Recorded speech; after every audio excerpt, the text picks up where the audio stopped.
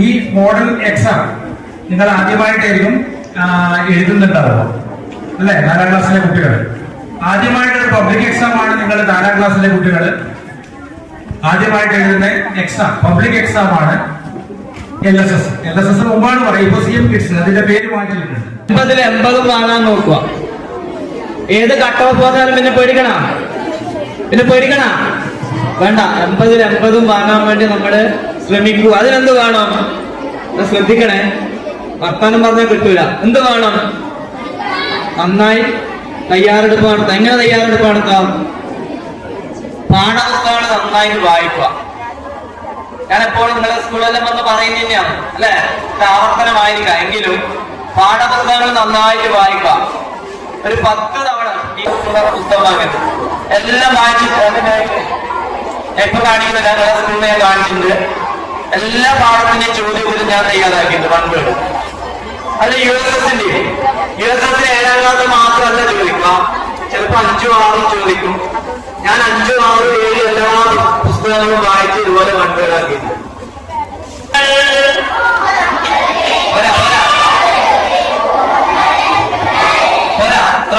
ഉച്ചത്തില് നമ്മൾ കേൾക്കും ഒരുമയുടെ പൂമരങ്ങൾ,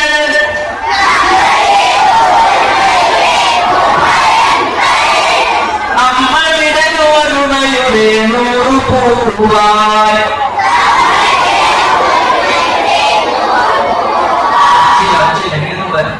നമ്മൾ വിടയൊരുമയുടെ 100 പൂവായി.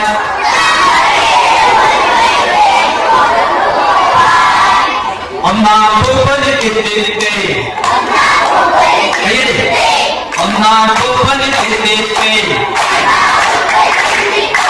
രണ്ടാം പൂപ്പന് കിട്ടിയിട്ട് പൂപ്പന് കൊള്ളാനും ആടിക്കളിക്കാനും നമ്മളെല്ലാവരും കിട്ടിയിട്ട് നമ്മൾക്കും ഒരുമയുടെ പൂമരങ്ങൾ.